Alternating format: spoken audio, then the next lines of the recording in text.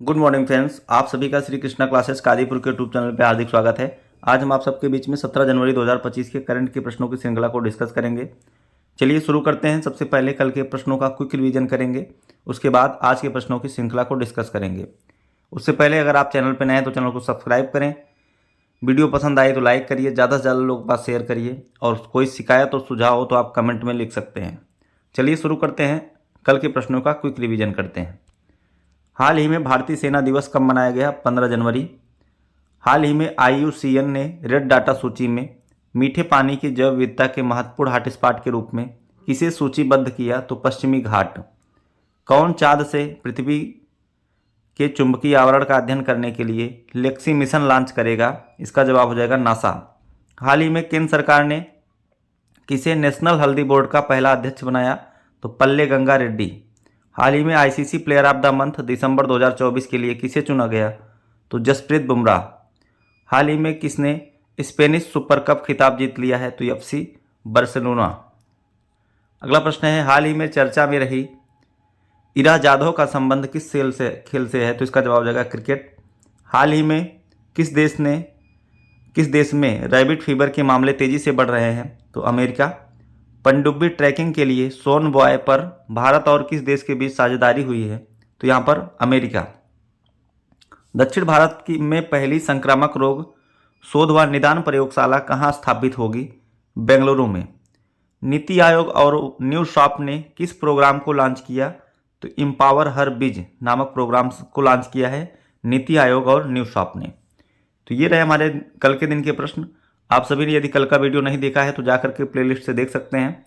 आइए शुरू करते हैं अब आज के प्रश्नों की श्रृंखला को। आज के दिन का हमारा पहला प्रश्न है, हाल ही में परशुराम कुंभ मेला 2025 किस पूर्वोत्तर राज्य में शुरू हुआ? इसका जवाब हो जाएगा अरुणाचल प्रदेश। अरुणाचल प्रदेश में परशुराम कुंभ मेला का आयोजन किया गया है और इस बार महाकुंभ कहाँ लगा है? प्रयागराज में लगा है। ठीक है, इसको आपको ध्यान में रखना है। परशुराम कुंभ मेला पूर्वोत्तर भारत के अरुणाचल प्रदेश में लगा है। पूर्वोत्तर भारत में कुल 7 राज्य आते हैं, इसमें अरुणाचल प्रदेश, नागालैंड, मणिपुर, मिजोरम, त्रिपुरा, मेघालय और असम शामिल हैं। 7 राज्यों को 7 सिस्टर्स के नाम से भी जाना जाता है। राजधानी होती है ईटानगर, मुख्यमंत्री हैं पेमा खांडू, राज्यपाल हैं KT पटनायक। करंट अफेयर की बात किया जाए तो अरुणाचल प्रदेश ने अभी ईगल नेक्स्ट बर्ड फेस्टिवल का आयोजन किया गया। भारतीय सेना ने अरुणाचल प्रदेश में उच्च तीव्रता वाले त्रिसेवा अभ्यास पूर्वी प्रहार का आयोजन किया। अरुणाचल प्रदेश में 20,942 फीट ऊंची एक चोटी यहाँ पर होगा। एक चोटी का नाम दलाई लामा के नाम पर रखा गया। अरुणाचल प्रदेश में परीक्षा में अनुचित साधनों को रोकने के लिए विधेयक पारित किया गया। 100% घरेलू नल जल कनेक्शन हासिल करने वाला उत्तर पूर्व का पहला राज्य अरुणाचल प्रदेश बना। पवन कुमार सैन को अरुणाचल प्रदेश का मुख्य निर्वाचन आयुक्त नियुक्त किया गया है। ठीक है, ये सभी चीज़ें आपको अरुणाचल प्रदेश से याद रखना है। अगला प्रश्न देखते हैं, हाल ही में कौन सी राज्य सरकार इमरजेंसी के दौरान जेल में गए लोगों को पेंशन देगी? इसका जवाब हो जाएगा उड़ीसा। तो इमरजेंसी मतलब जो 25 जून 1975 को इंदिरा गांधी जी के द्वारा जो है देश में इमरजेंसी लागू की गई थी, उस दौरान बहुत सारे लोग जेल में गए थे। अभी वहाँ पर जो है सरकार ने ऐलान किया है कि जो भी लोग उस समय जेल में गए थे उनको 20,000 रुपये मासिक पेंशन दिया जाएगा। और अभी जो है सरकार ने 25 जून को क्या घोषित किया है?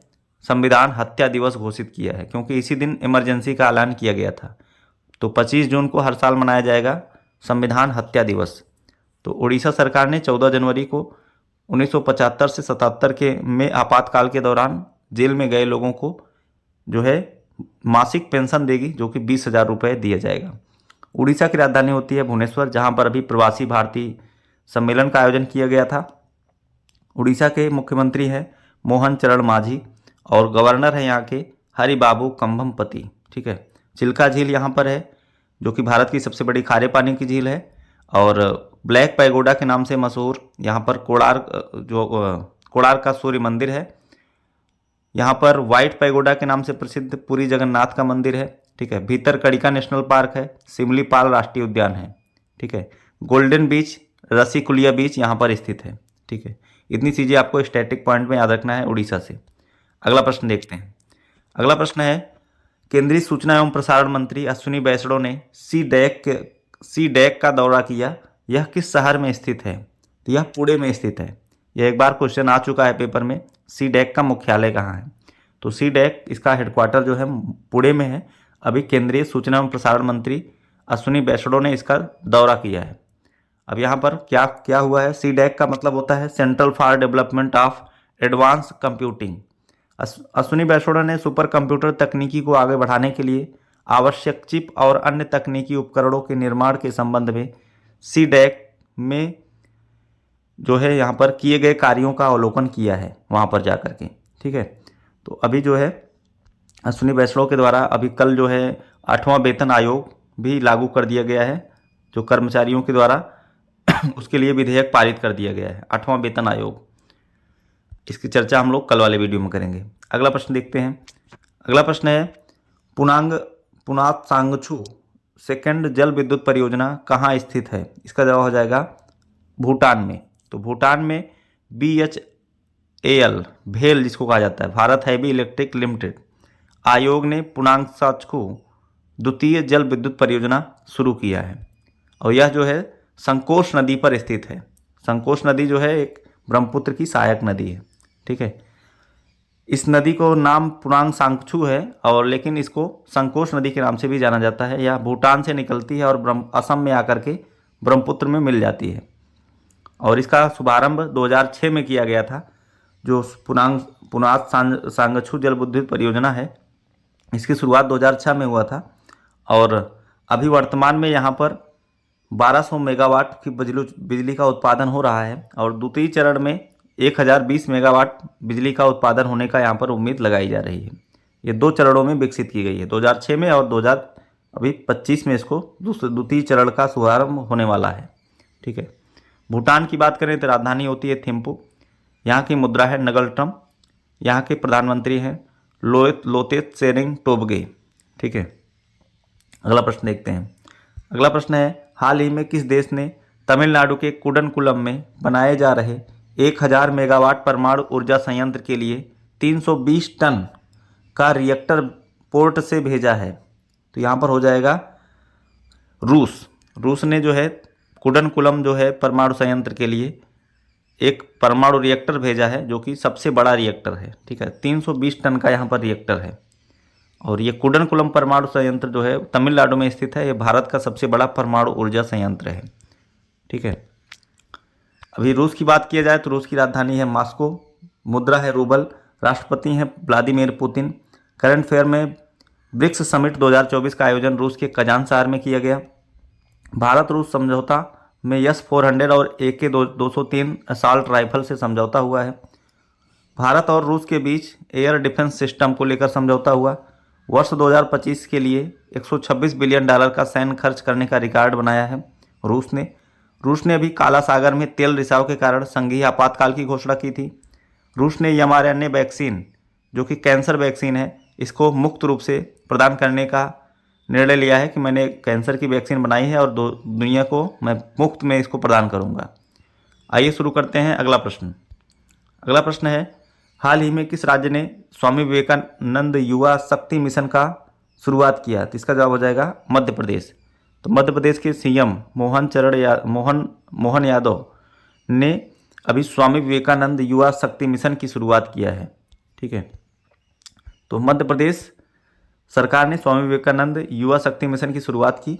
इस स्वामी विवेकानंद युवा शक्ति मिशन का मुख्य उद्देश्य 2030 तक 10वीं और 12वीं बोर्ड की परीक्षाओं में छात्रों के लिए 100% उत्तीर्ण दर हासिल करना है। मतलब सबको पास कर देना है 2030 तक, कोई फेल ना होने पाए, इसका मुख्य टारगेट यह है। बात करते हैं मध्य प्रदेश की राजधानी है भोपाल, यहाँ के मुख्यमंत्री हैं मोहन चरण यादव, राज्यपाल हैं मंगू भाई पटेल और लोकसभा सीटों की संख्या यहाँ पर 29 है, राज्यसभा सीटों की संख्या 11 है। सतपुड़ा राष्ट्रीय उद्यान, वन विहार राष्ट्रीय उद्यान, डायनासोर जीवाश्म राष्ट्रीय उद्यान, ओमकारेश्वर राष्ट्रीय उद्यान, पन्ना राष्ट्रीय उद्यान, बांधवगढ़, कान्हा, पेंच, संजय, माधव, ये सभी राष्ट्रीय उद्यान जो है स्थित हैं मध्य प्रदेश में। कैलाश मकवाना को मध्य प्रदेश का नया DGP नियुक्त किया गया।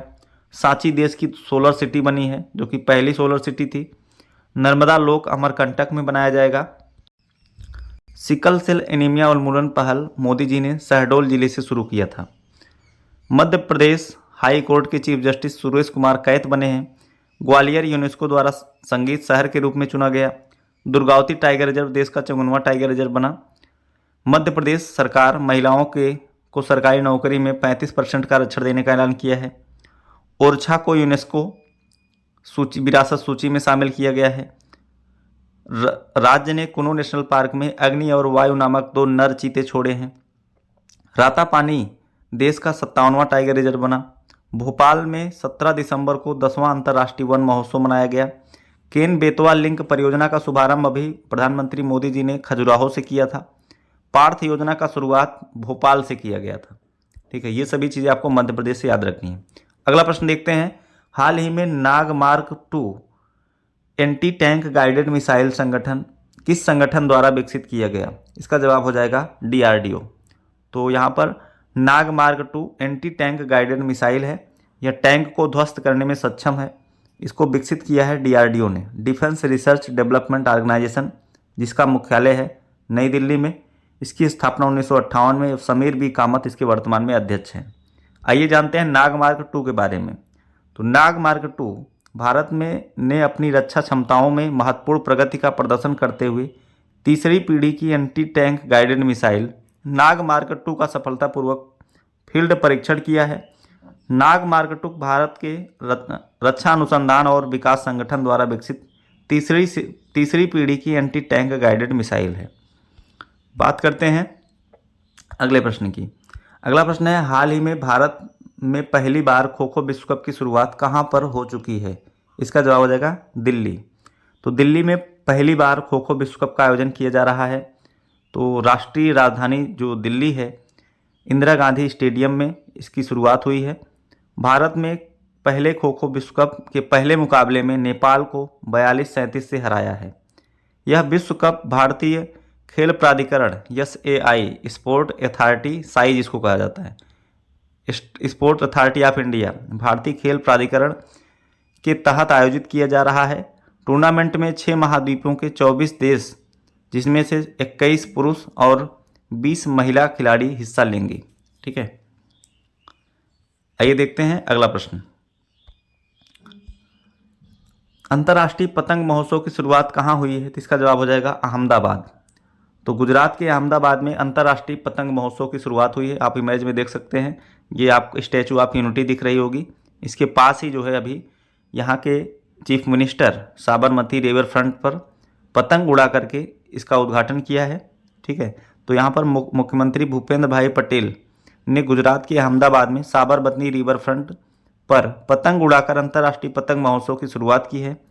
इस पतंग महोत्सव में भाग लेने के लिए 47 देश के 143 लोग और 11 राज्यों, भारत के 11 राज्य के 52 पतंगबाज इसमें शामिल हुए हैं।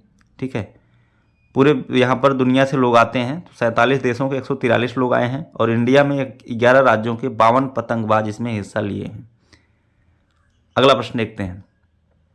अगला प्रश्न है, अमेरिकी पत्रिका ने भाला फेंक में दुनिया का सर्वश्रेष्ठ पुरुष एथलीट किसे घोषित किया है? तो भाला फेंक में सर्वश्रेष्ठ पुरुष एथलीट घोषित हुए हैं नीरज चोपड़ा।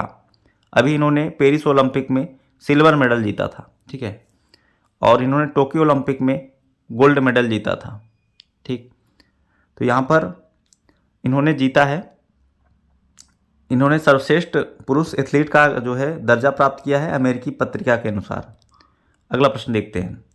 अगला प्रश्न है, हाल ही में देश के पूर्वी क्षेत्र में की अपनी तरह की पहली खगोलीय वेधशाला कहाँ स्थापित की गई? इसका जवाब हो जाएगा पश्चिम बंगाल। तो पूर्वी भारत की पहली खगोलीय वेधशाला का शुरुआत हुआ है पश्चिम बंगाल में। देखिए कहाँ पर हुआ है, तो केंद्रीय विज्ञान एवं प्रौद्योगिकी मंत्रालय ने पूर्वी भारत की पहली खगोलीय वेधशाला का उद्घाटन पश्चिम बंगाल के पुरुलिया जिले में, इसको याद रखिएगा, जिले का नाम पुरुलिया जिले में गरम पंचकोट क्षेत्र में इसका जो है उद्घाटन किया है। यह पूर्वी भारत की पहली और देश की 6ठी वेधशाला होगी। तो 6ठी है, तो इसके पहले 5 कहाँ हैं इसको भी जान लीजिए। लद्दाख में है, नैनीताल उत्तराखंड में है, माउंट आबू राजस्थान में है, पुणे महाराष्ट्र में है, तमिलनाडु के कवलूर में है। ठीक है, ये सभी जो है 5 पहले से स्थित थी और 6वीं बन गई है पुरुलिया जिले में गरम पंचकोट नामक स्थान पर, जो कि कहाँ पर स्थित है, पश्चिम बंगाल में स्थित है। इस वेधशाला का नाम वैज्ञानिक सत्येंद्र नाथ बोस के नाम पर रखा गया है, इसको भी आपको ध्यान में रखना है। अब बात आई है पश्चिम बंगाल की। राजधानी है कोलकाता, यहाँ की मुख्यमंत्री हैं ममता बनर्जी, राज्यपाल हैं CB आनंद बोस। नेशनल पार्क की बात की जाए तो बक्सा, गोरुमारा, जल्दापारा, सिंगलीला, नेवरा, सुंदरवन, ये सभी राष्ट्रीय उद्यान स्थित हैं पश्चिम बंगाल में। ठीक है, आइए देखते हैं करंट अफेयर की बात करते हैं। सौरभ गांगुली को बंगाल का ब्रांड एम्बेसडर बनाया गया। मुख्यमंत्री ममता बनर्जी ने गंगा सागर मेले का शुरुआत किया। पश्चिम बंगाल के पर्यटन क्षेत्र को अंतर्राष्ट्रीय मान्यता मिली है। सितंबर 2024 में पश्चिम बंगाल की विधानसभा में एंटी रेप बिल पारित किया गया। पश्चिम बंगाल ने 5 नए पॉक्सो फास्ट ट्रैक कोर्ट स्थापित किए हैं। IPS अधिकारी राजीव कुमार को पश्चिम बंगाल का नया DGP पुलिस महानिदेशक के रूप में नियुक्त किया गया। पश्चिम बंगाल के पूर्व मुख्यमंत्री व वरिष्ठ नेता बुद्धदेव भट्टाचार्य का निधन हो गया। ये सभी चीज़ें आपको पश्चिम बंगाल से याद रखनी है। बस आज के करंट की प्रश्नों की श्रृंखला यहीं समाप्त होती है। आपको वीडियो कैसा लगा कमेंट बॉक्स में ज़रूर बताएंगे।